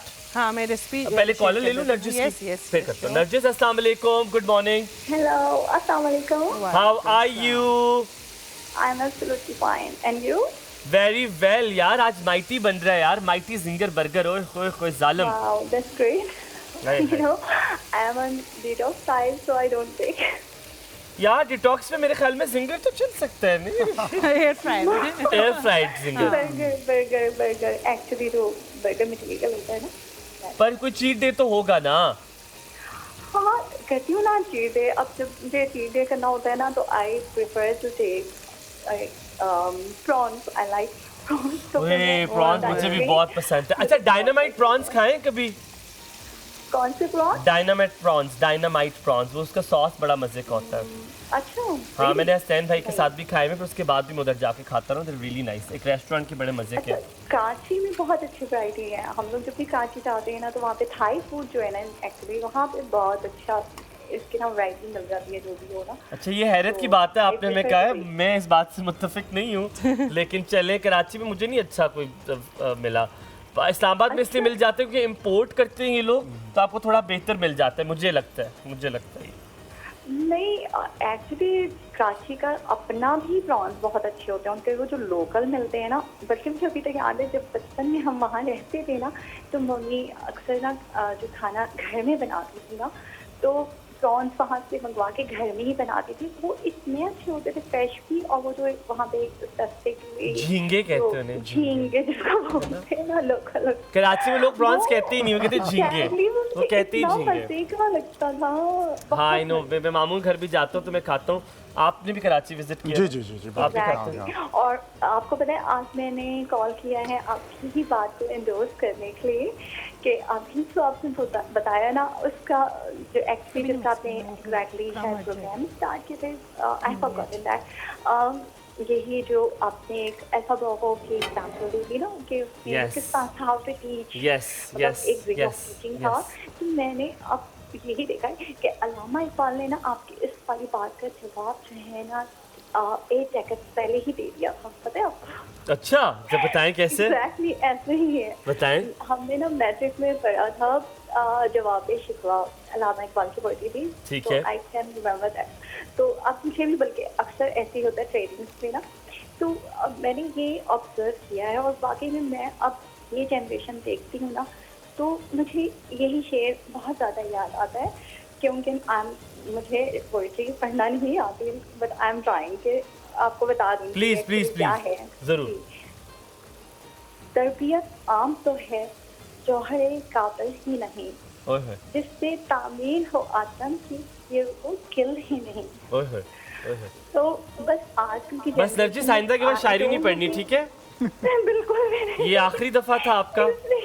तो बड़ी ऑनेस्ट ओपिनियन आपको दे रहा हूँ। But I want to deliver the message. यार, तंग नहीं कर सकता मैं आपको। जनरेशन है ना, वो बिल्कुल चेंज हो चुकी हुई है। बिल्कुल। अब मुझे अपने नफीस को कुछ कहना होता है ना, तो मुझे थोड़ी देर पहले अच्छी खासा एक तमहीद बांधनी पड़ती है पोलाइटली उनके माइंड से लेके, फिर इतनी छोटी सी आजकल के बच्चे ऐसे ही है जी। और पूरा डिजाइन करना पड़ता है, और वो इतनी एग्रेशन है कि पेरेंट्स को कह रहा था I am living this home, her 2 minute के बाद उसको रोकना पड़ता है। लिटरली मेरी बात सुन रहे थे पेरेंट्स को, नहीं दे डोंट लव मी, और हर बात पे फौरन इनकी एग्रेशन होती है, घर छोड़ने के लिए फौरन तैयार हो जाते हैं सबसे। हाँ, मैंने सुना आजकल छोटे बच्चे कहते हैं हम घर छोड़ देंगे। हाँ, 11 हाँ हाँ, मेरा भी फ्रेंड्स के ऐसा होता है। मैं कहती हूँ तुम्हें फाइनेंस कैसे कर देते हो, वो रख भी लेते हैं। ऐसे फ्रेंड्स हमारे क्या कितना अच्छा फाइनेंस करते हैं। मुझे तो सबसे ज्यादा यही देखना होता है कि मम्मी परेशान हो जाती है मेरी कि ये कौन से दोस्त हैं इसकी ठीक नहीं होंगी जो फाइनेंस करे, पेरेंट्स भी नहीं मना करते हमारे घर में कोई। यार मुझे तो कभी किसी ने फाइनेंस नहीं किया। मुझे बचपन में कोई फाइनेंस कर देता मैं घर से भाग चुका होता अभी। तो मेरे दोस्त ही मेरी जगह भूखे थे, गरीब। मेरे साथ भी ऐसा ही हुआ था। चलो, लेकिन हमारे किसी फ्रेंड ने फाइनेंस नहीं किया, अनफॉर्चुनेट। ठीक है, आप दुआ रोगी है, ख्याल रखिएगा। ख्याल रखिए आप भी अपना ख्याल रखिए। दुआ दूंगा मैं हलीमा को इंशाल्लाह ताला। पर बहुत शुक्रिया कॉल करने के लिए। तब तक वैसे कभी आपने किया इस तरह धमकी घर वालों को कि घर छोड़ दूंगा बचपन में? नहीं जी, हमारे या उन्होंने खुद क्या छोड़ दो बेटा? उन्होंने बहुत दफा कहा कि चले जाओ, लेकिन हम नहीं जाते थे क्योंकि हमें पता था कि क्या जाके करेंगे। हाँ, मतलब हमारे तो दोस्त भी इस तरह के नहीं थे ना कि घर रख ले, यार हमारे मम्मी पापा खुद डांटते हैं। तब तो मम्मी पापा से डरा करते होते थे। वैसे डरते तो अगर हमने ये धमकी लगाई होती तो उन्होंने सचमुच घर से निकाल देना था। आज मदर माशाल्लाह अलाइव, जी अल्हम्दुलिल्लाह जी। तो अम्मा बाबा से अभी भी डरते हैं? बिल्कुल जी, बिल्कुल जी। दादा किससे डर लगता है? हाँ, वालदा से ज्यादा। अभी भी। अच्छा, उनकी डांट या उनकी नाराजगी जो है ना, अभी भी बड़ी सख्त होती है। उफ, ये बहुत ही कोई हसीन नहीं लग रहा वैसे। बिल्कुल जी, मैं वही आप बातें कर रहे थे, आप बातें कर रहे थे, मेरा तो फोकस इस वक्त सैंडविच पे ही था। अच्छा, ये आप लोग ट्राई करें। आपको पता है, आप एक्सक्यूज मी, मेरे वाला आपको पता है? हाँ, मुझे पता है। आप ना भी कहे तो मैंने वो पहले ही रखा हुआ था। ये हमें ऑन एयर ट्राई करना पड़ेगा? यस। कट कर दूं? ये एक मुश्किल काम बताया मैं कट कर दूं क्योंकि ये माइटी है तो जी। हालांकि हसनैन भी वैसे मुझसे तंग है, मेरा इतना बड़ा मुंह खुलवा लेकिन वी कैन, हम ट्राई कर सकते हैं। यहाँ पे हेल्थ कॉन्शियस बहुत सारे लोग हैं, तो मैंने पहले उसको टिश्यू पे निकाला है। और खुदा का वास्ता है, कौन है हेल्थ कॉन्शियस यहाँ पे? मेरे अलावा कोई नहीं है। मेरे अलावा कोई भी नहीं है। और मुझे लगता है मुझे बुखार और ये इस जमील की वजह से चढ़ता है। हाँ। ये मनहूस देख रहा होता है मेरे मुंह के अंदर कि यार ये खा रहा है, इंशाल्लाह देखी तुझे पेट में दर्द लगेगा, और फिर मैं बीमार हो जाता हूँ। यू जमील, यू डू बददुआ टू मी। ना दिया कर यार, मैं तुझे दे दूंगा कसम से। ये नहीं, कुछ और। ठीक है। जमील हमारे बड़े प्यारे से हैं, बहुत जो बेहतरीन शॉट्स आपको नजर आते हैं। माजिद भाई खुदा के लिए सकते से बाहर आ जाएं, आपको भी मिलेगा इंशाल्लाह जिंदगी में कभी ना कभी। कभी ना कभी। सही है, मजे का। ये ओके, गिफ्ट बहुत मजे का है। अब मैं आपको, आप खाना बनाते हैं, ये बात मद्देनज़र रखते हुए मैं आपको एक तोहफा देना चाहता हूँ। मलका के मसाले। ये आपने नमक और मलका के मसाले आपको इसमें है। आप बनाएं, आप क्या क्या बना सकते हैं? कढ़ाई गोश्त बना सकते हैं आप बिरयानी मसाला। ओह बिरयानी, आप बिरयानी बना सकते हैं। क्या बात है जी। पर यासिर भाई, आपको खुदारा, आपने कभी भी ये मलका के आपने जब बनाना है ना, आपने अकेले नहीं खाना। बिल्कुल जी। किसको बुलाना है आपने? आपको बुलाना, मुझे बुलाना। सिर्फ और सिर्फ आपको। पर ये ना हो कि मसाले पड़े रहें और आप मुझे कभी ना बुलाएं। नहीं जी, ऐसा इंशाल्लाह होगा? अनकरीब आपको बुलाएंगे जी, और चले, जैनब को भी डन हो बुलाएंगे। गया। हम अपने बर्गर्स बहुत लेकर बहुत चलते शुक्रिया, हैं। उन्होंने इतना अच्छा बर्गर खिलाया हमें। बहुत शुक्रिया। छोड़ने के लिए तो दिल तो नहीं कर रहा, लेकिन बातें करनी। ठीक है ठीक है, आपके हिस्से में रख लूंगी यहाँ पे। वापस आते तो ले जाए ना, ये इधर ले लो, आ लो। हाय हाय, मजा आ गया। बहुत बहुत शुक्रिया जी। गरम गरम बर्गर खाने का मजा कुछ और नहीं होता। बिल्कुल थोड़ा जी, सा बिल्कुल जी, सही जो ताज़ा heat- बने heat हुए oozing सामने, out इतना of- साफ, हाइजीनिक, और टेस्ट इज राइट जी, अच्छा, परफेक्ट जो टेस्ट। सॉस बनाया ना इसने, उस सॉस का जायका बड़ा मजे का है, है ना? बिल्कुल तो बड़ा जी। मजे का सॉस और बनाया। मीट वाज सो टेंडर जी, इनका मीट जो है हाँ, स्टैंडर्ड, you are right. आपको कहीं पे जूसी उसमें जो है ना, यूजुअली वो ओवर कुक कर देते हैं तो आपको स्ट्रिंगी सा लगता है। हाँ, वो थोड़ा सख्त सा होता है, ये सख्ती था, ये बड़ा एग्जैक्टली, ये वेरी juicy टेंडर सा एंड था। It was, it's like melting in your mouth. Agreed. बिल्कुल। आप घर में वैसे कभी दिल करता है, मूड करता है तो क्या चीज बनाते हैं? देखिए, मैं तो सबसे मेरे लिए तो ये है कि pasta is the easiest way to do. And you like it also? Oh, I love it.